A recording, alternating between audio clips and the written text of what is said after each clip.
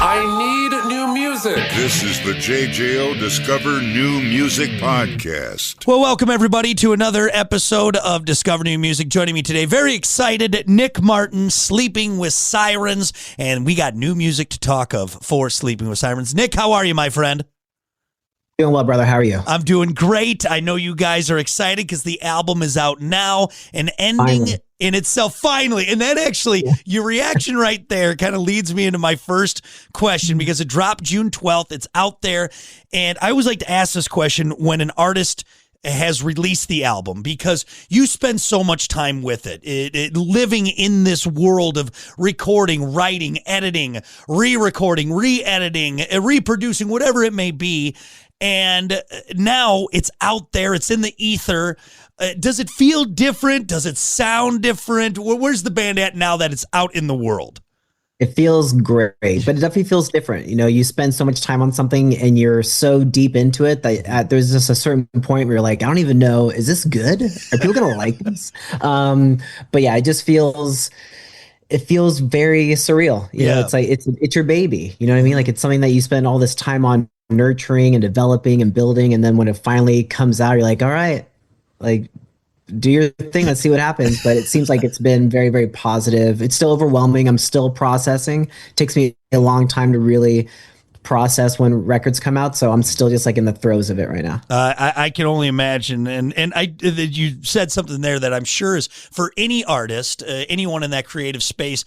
You may think it's great, but then you don't know what the critics are going to say, what the fans are going to do. Is it going to be a time for them to go hit the bathroom during your new single or grab a beer? And you're like, oh. So, I spent some time listening to it as I was prepping for this interview, and you guys really just came out swinging here on this 8th album, and it really is a treat for new fans and old of Sleeping with Sirens. So go check it out.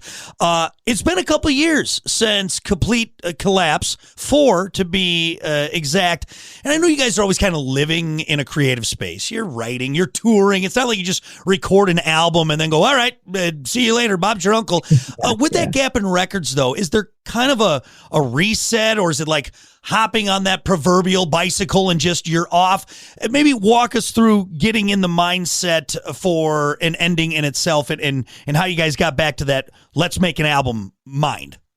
Yeah, I think that there is a reset. And I think when we spend time on the road and those years that go by, it kind of gives us a time to breathe and develop whatever the next chapter is for the band, right? Yep. So I think we spent a lot of time on this record, which is actually not normal for us. Typically, we'll spend a couple months in a studio, bang it out, let's put it out. With this, you know, we spent a lot of time on it. We wrote songs in Philadelphia for a while and then sat with that for a minute, wrote more in Philadelphia after that, sat with that. I think it was just really important for us. I think what we learned through all like the years of touring was let's take our time. Like let's let this breathe. Let's build a connection to what we're doing. Not that we didn't have that previously, but like, can we go deeper? Yeah. So I think that really lent itself to creating an ending in itself. And I think the years of touring also, you know, gets us better with our playing. Like the chops are better, the riffs are better. We're kind of dialed in more. We're understanding each other and where we're all at creatively. And that just, like I said, just really lent itself to writing this record. And I think it was great that we took our time with it. We were patient with it, but I'm also so impatient at the same time. So it felt good to finally get to the end goal there and get this record out. Yeah, you know, when you're young and you're full of piss and vinegar and you can, you know, go on very little sleep and everything, but I not to put words in your mouth, but maybe just a more mature, slowed down approach to this latest record. That's it. Yeah. You know, like, and I think that was really Kellen, our singer. That was what he really wanted to drive home on this. He's like, let's take our time. Like, let me sit with the lyrics longer. Like, let me sit with these parts and dig through a lot more. I think that, you know, for him specifically, he went through a lot in his personal life over the last year and a half. So he had, obviously a lot to say, but I think he also had a lot to process.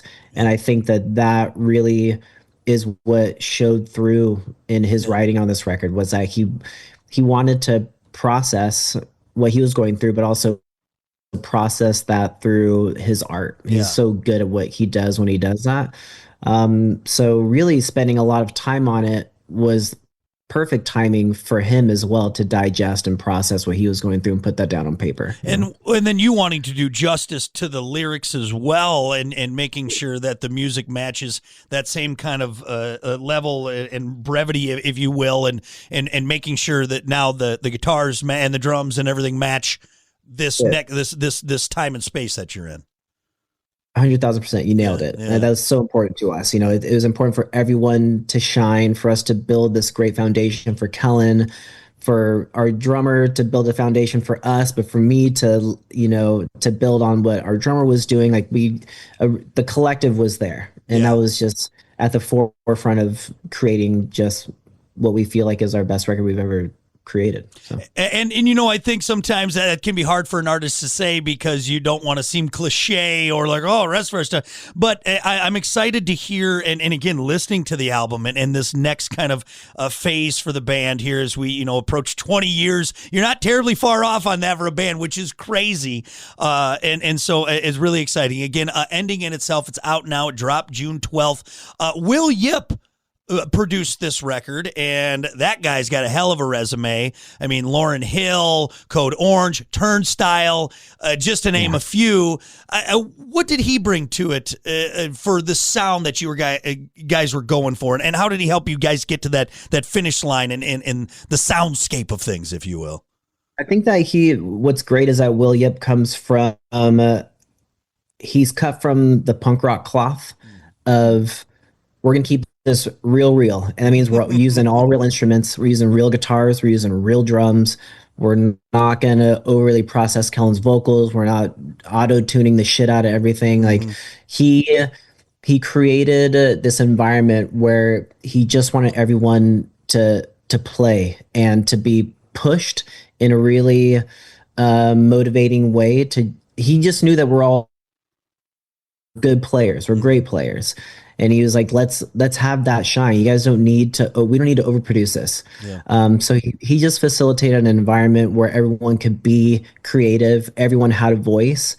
But he's also a person that will say in the most like loving way, you work on something, like, I think we can do better than that. Yeah. And he pushed us in really, really healthy ways. And I consider him a brother at this point. Like, you know, we all bonded and got so close with him in the studio, which just makes for a fun environment, right? Like I think we've had previous experiences working on records where it was over the top stressful. And at the end of the day, it's like, we're just writing music. It shouldn't be. Like, we should be coming to the studio every day, having fun, laughing, enjoying being around each other. And he did a great job of making sure that we were doing exactly that. And he would call it out if we weren't. And we needed that. And he's just, you mentioned his discography.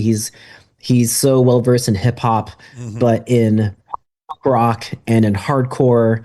And he just has such a wide range of an ear that really lent itself to creating this record that allowed all of our influences to like gel together somehow, some way. He's brilliant. I love it, man. Really, really brilliant. If you want to get a little taste of that, and of course the rest of the guys, you can do that now, because An Ending in Itself is out, and it really is a treat. Super excited for number 8 from you guys, and now we'll all be living it and seeing you on tours and doing all that fun stuff. I used to ask kind of the last question I would do, and we'll do rapid fire here before I let you go, because I know you guys are busy getting all this fun information out, doing this fun radio row that you guys have to do. I used to always ask, what's your favorite track? But that's kind of a hard one to ask. So instead, I've reworked it. I want you to imagine you're out in a field for some reason, but an alien lands down and he says, hey, I got time to listen to one song on your new record before I have to go up to my alien buddies. And let's not put any stakes in it where it's like, if he doesn't like the song, the world's going to be over, like Mars Attacks, you know, but he just wants to hear it. So you got a CD player, anti-skip on, you're ready to go. You put the headphones on his little gray ears. What song are you going to play him from an ending in itself? Title track and ending in itself. Very Track nice. one. And big reason why is that I feel like that's a very well-rounded song for the record. Yep. But also I'm thinking, okay, if I'm gonna play this for an alien and he has to start on a CD, I'm gonna tell him to start at track one because then he has to listen to the rest of the record. He's like, I got to hear more. And I tell you Yeah, what, that's it. That's it. Yeah. the breakdown in that song is just Kellen's voice is so beautiful. The guy hasn't lost a step in all these years, but that breakdown, and you got a little finger tapping, I think, in there as well. And it's just, it's a brilliant opening track. That's just, Thank you, brother. that's right up there with, Back in Black, and you just put it on, you're like, oh, okay, I see. Hell's Bells. Here we go. This is what we're going to do. So I love it. We're in good company if Yes. you're bringing up ACDC. Well, you came out of the gate with it. Well, there you go. Go check it out. An ending in itself from Sleeping with Sirens. Now, before you go, that we got the important stuff out of the way. Let's do rapid fire. There's no wrong answers. There's no wrong answers in this. You just go with your gut. Let's start with this. Riff first or lyric first? Ooh, riff first. Riff first. Guitar guy, I figured you'd say that. Yeah. It's nice. Then you build tough. around it. You build That's around tough. I can go both ways because Callum can have a vocal idea and then I can build off that too. Yeah. Would you rather listen to the whistle solo in Winds of Change or Patience? Both good. Patience. Very nice. Patience. Very nice. Sneakers or sandals? Sneakers. Take on Me or Take Me Home Tonight? Take on Me. Very nice. Take on Me. Very nice. One of the greats. Choco Taco or Flintstone Push Pop? Oh man, Choco Taco all day long. My man. You're a San Diego guy, so you like tacos either way. Fish taco all the time. Yeah, that's right. Hell yeah. Come on now. Okay, how about this? On a scale of 1 to 10, 10 being most attractive, where do you put Bugs Bunny in drag? 10. Hot. He does look good. I think it's the hips. He gets hips when he's wearing the dress. It's the weirdest thing. That's it, man. The hips, dude. Got the lipstick going. Game over, man. All right, last one. And now that he's gone, this one is a little bit heavier. R.I.P. Chuck Norris. But would you rather take a Chuck Norris roundhouse at 100% power or a Mike Tyson punch at 50% power? I think I would do the roundhouse. Mike Tyson hits way too hard. Even at 50%, it'd be game over. Right. I think a roundhouse, even in some action jeans and cowboy boots, you're going to walk away. Maybe a loose tooth. Okay. But Tyson's going to kill you. I mean, you're dead. Yeah, he will. Yeah, 50% is like the most deadly punch. All right. Thank you for humoring me. More importantly, thank you so much, Nick, for talking new music. Sleeping with Sirens, an ending in itself, out now. Go get it and then go see him on tour. Really appreciate it, brother. Thank you. Thank you, brother. Thank you so much, man. Appreciate it. Listen, rate, share, subscribe. Discover new music now at WJJO.com, in the JJO app, or wherever you get your podcasts. Brock has a new interview every Thursday evening between 6 and 7. 94.1 JJO.